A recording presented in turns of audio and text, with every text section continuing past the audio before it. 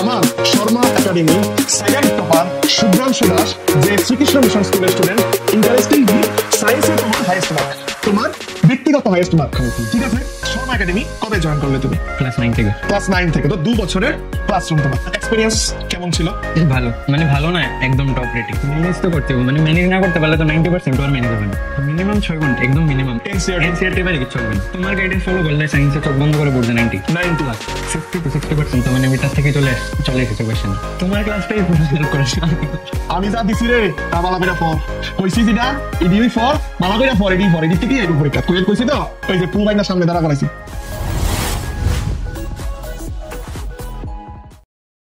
Hello students, আমি তোমাদের কনকন sir. আমার শর্মা একাডেমির যে টপার্সরা আছে, তো আমি একটা নতুন সিরিজ আজকে শুরু করছি, টপার্স ইন্টারঅ্যাকশন। তোমাদের জন্য যারা এবার বোর্ড দিচ্ছ, যারা এবার ক্লাস 9-এ আছো, আমার কাছে যারা পড়ছো, যারা আমার কাছে পড়ছো না, সবার জন্য, তাদের মোটিভেশনের জন্য, শর্মা একাডেমি স্টুডেন্টসদের জন্য কি করে, আমি কি ভ্যালু দেই স্টুডেন্টসদের, তা দেখানোর জন্য, তা নিয়ে আজকে বিস্তারিত আলোচনা করব। আমার শর্মা একাডেমির সেকেন্ড টপার শুভ্রাংশু দাস, যে শ্রীকৃষ্ণ মিশন স্কুলের স্টুডেন্ট, আগরতলা, ত্রিপুরা। তো শুভ্রাংশু আসো। সে হলো আমার শর্মা একাডেমির সেকেন্ড টপার, আমার আগরতলার মোস্ট ওবিডিয়েন্ট স্টুডেন্ট ছিল সে। ভালো স্টুডেন্ট, অবভিয়াসলি ভালো রেজাল্ট করেছে। তো এখন তার থেকে জানবো আমরা তার যে স্টোরিটা। ঠিক আছে Subhrangshu, many many congratulations for your result. তো আমরা আজকে তোমাকে তোমার যে স্টোরিটা, ওই স্টোরিটা নিয়ে আলোচনা করব। ফার্স্টে স্টুডেন্টদেরকে দেখিয়ে দিই যে তোমার রেজাল্টটা কি আসলেই ঠিক। তোমার রেজাল্ট ইংলিশ কত পেলে? 93, বেঙ্গলিতে 85, একটু কম হয়ে গেল না? Mathematics standard 92, science 95, social science 94। Interestingly সায়েন্সে তোমার হাইয়েস্ট মার্ক, তোমার ব্যক্তিগত হাইয়েস্ট মার্ক। ঠিক আছে, এবং এটা central board of secondary education, signed by exam controller, so it is fully valid. Okay, এখন শুভ্রাংশু ফার্স্ট বলো, শর্মা একাডেমি কবে জয়েন করলে তুমি? ক্লাস 9 থেকে। ক্লাস 9 থেকে, তো 2 বছরের ক্লাসরুম। তোমার এক্সপেরিয়েন্স কেমন ছিল? ভালো, মানে ভালো না, একদম টপ রেটিং। টপ রেটিং, আচ্ছা।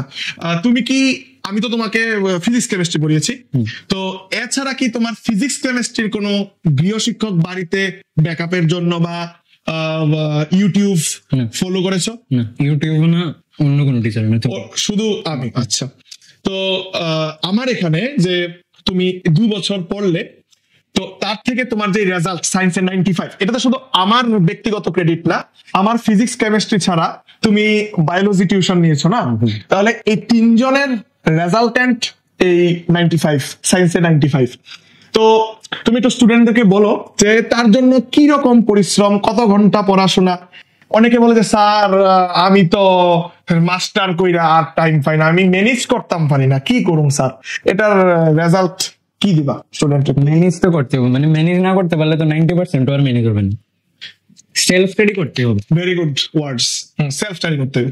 কতক্ষণ করছো সেলফ স্টাডি? মিনিমাম 6 ঘন্টা, একদম মিনিমাম। আর বেশি গেলে তো মানে এক্সাম টাইমে তো আমি 10-11 ঘন্টাও পড়তাম। আচ্ছা ঠিক আছে, তোমার যে এই যে নাম্বারটা 91.8%, এটাকে কি তুমি স্যাটিসফাইড? মার্কস স্যাটিসফাইড, ঠিক আছে। তোমার বেঙ্গলির মার্কসটা যদি 90 প্লাস চলে যেত, তাহলে 91.8 না 94, 93 পয়েন্ট সামথিং চলে যেত। আচ্ছা, কোনো ব্যাপার না, তুমি তো সায়েন্স নিয়ে এগোবে। ঠিক আছে, আরেকটা জিনিস, আমি যে স্টুডেন্টদেরকে পড়াই, শুধু আমার স্টুডেন্টসদের জন্য, ওদেরকে বলি যে তোরা পড়, আমি যা দিচ্ছি তাই পড়, এগুলো শুধু শিখে আমাকে দে।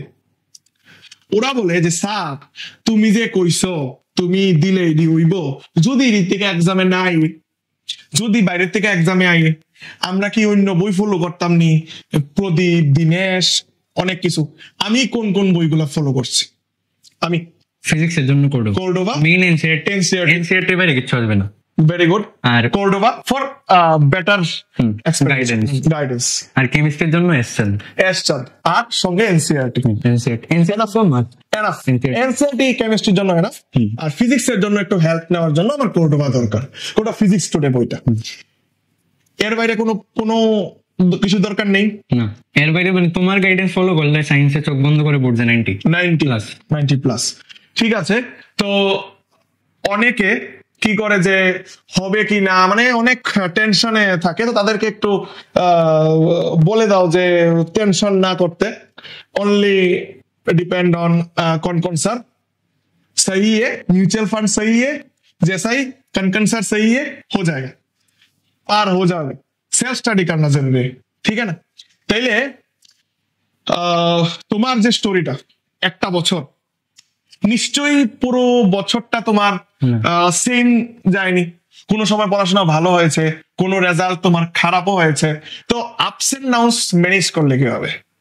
প্রথমে তো মানে একটা জোশ ছিল 10 95% গোল, ঠিক আছে, পেতেই লাগবে। এই গোলটা তো ফার্স্টে সবারই থাকে, ফার্স্টে হ্যাঁ, লাস্টে যদি 95 তো 59 হয়ে যায়, এটা মানে এটা হবে 60% কোথাও আটকাবে না স্যার, 60% ইজ এনাফ। যত টাইম যাবে মানে এক্সপেকটেশন কমতে থাকবে, মানে লাগবে যে এটাই চলবে আমার, কিন্তু মানে নিজেকে স্ট্রং রাখতে হবে। মানে এটা বললে হবে না যে 60% পেলে চলবে আমার, এটা বললে হবে না।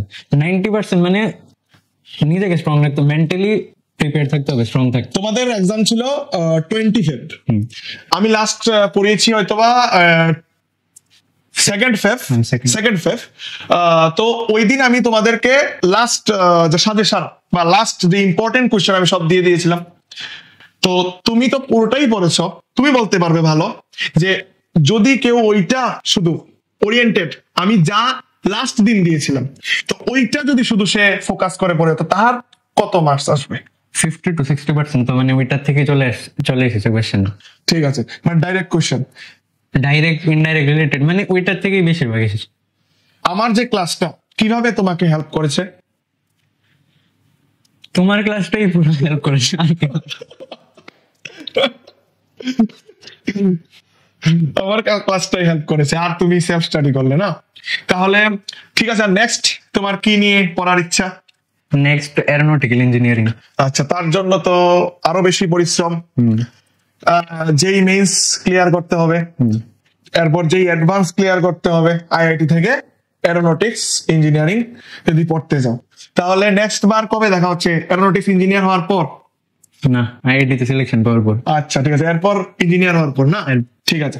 তাহলে আমার খুব খুশি যে শুভ্রাংশু আমার মোস্ট ওবিডিয়েন্ট স্টুডেন্ট এই আগরতলার ব্যাচে। সো আমি খুব proud as a teacher.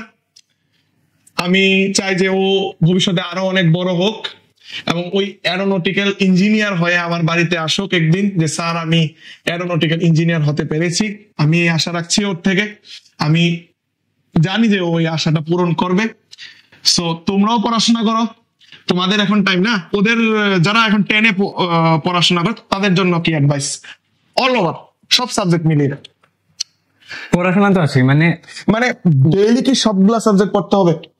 Daily সবগুলো সাবজেক্ট না পড়লে মানে উইকলি একটা শিডিউল থাকতে হবে, যে এই দিনগুলোতে আমি মানে এক সপ্তাহের মধ্যে সবগুলো ম্যাথ পড়তে হবে ডেইলি। Math daily. সায়েন্স সপ্তাহে কয়দিন?